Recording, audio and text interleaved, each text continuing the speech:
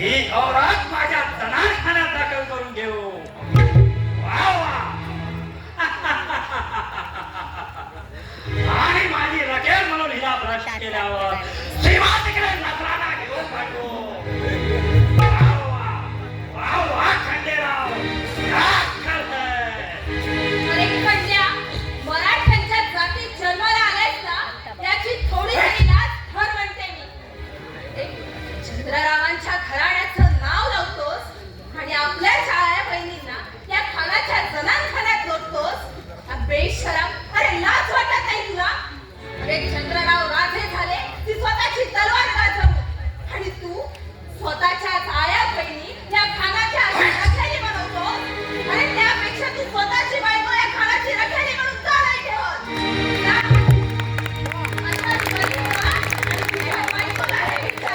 तू त्याला तुझा थोबाड बोलल्याशिवाय राहणार नाही की. वाह वाह, क्या पहले नागिन है. मैंने बहुत औरतें देखी, लेकिन ऐसी नागिन नहीं देखी. मला मुद्दाम मी हे केलंय ऐसी रेकॉर्डिंग औरत मेरे जनानखाने में जरूर होनी चाहिए. माझ्याकडे आहे. ऍक्शन म्हणून ते क्या आहे ते वाघिणीची झुंज घ्यायला, ती कोंबडीची मान मुरगाळण्यात आहे. डोळे आज खंडेराव, या औरतीला माझ्या जनानखान्यात दाखल करून घ्या. जा, घेऊन जा हिला. चल, खंडेराव. अरे तुला थोड्याचा खराट करण्याचा बोलतो. चल, चल, खंडेराव. वाह, वाह, मग. औरतीला घराची चेहऱ्यावर वाघासारखी धडक घेतली बेट्याला. असे म्हणत होतात, माझ्या सैन्यात असते तर औरंगजेबला घेतो, ते माझ्या समोर उभा केला असता. म्हणूनच म्हणतो आम्हाला सोडून दे. डोकावलेला साप गळ्याभोवती गुंडाळला तर तो प्राण येते का? खामोश! ऐसा कभी नहीं होगा. चौथाळ्याला नागिनीला वाघातून बाहेर काढून अथडासारखी फोडून काढले आहे. तिला या वाघिणीची काय कथा? शिपाई, या हरामखोराला नीट पकडून ठेवा आणि खंडेराव, त्या औरतीला माझ्या जनानखान्यात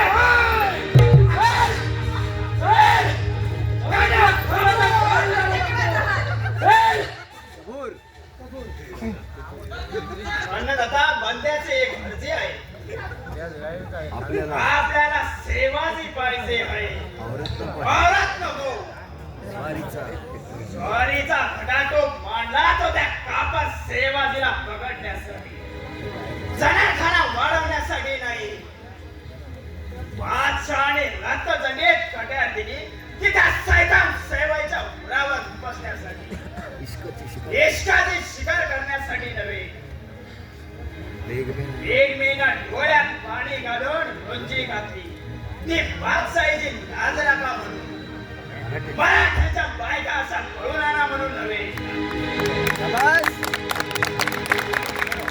तो सेवाजी आपला शत्रू आहे म्हणून मी त्याला लाख वेळा शिव्या देईन, पण माणूस म्हणून मी त्याची लाख वेळा शिफारस करेन. कल्याणच्या सुभेदाराच्या सुनेला त्यानं बहीण म्हणून साडेजोळे देऊन परत मागितलं, आणि त्याच्या भाऊ बहिणाच्या वरात आपल्या हाती मिळाली तर आम्ही काय तिला बेइज्जती करायची? ऐक चंडाळा, ऐक. अरे जातीचा मुसलमान तो, पण एका मराठ्याच्या बायकोला स्वतःची बहीण मानली त्याने. आणि तू एक चांडाळा, मराठ्यांच्या जातीत जन्माला येऊन स्वतःच्या आया बहिणी या खानाच्या रखेली बनवतोस.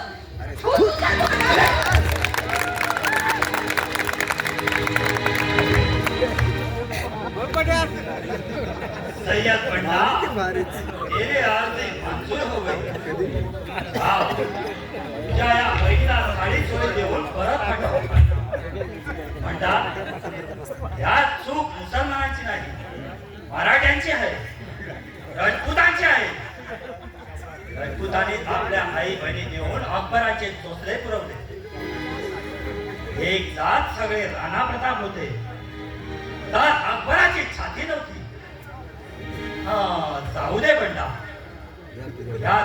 बहिणीला साडीच सोयी देऊन परत पाठवला.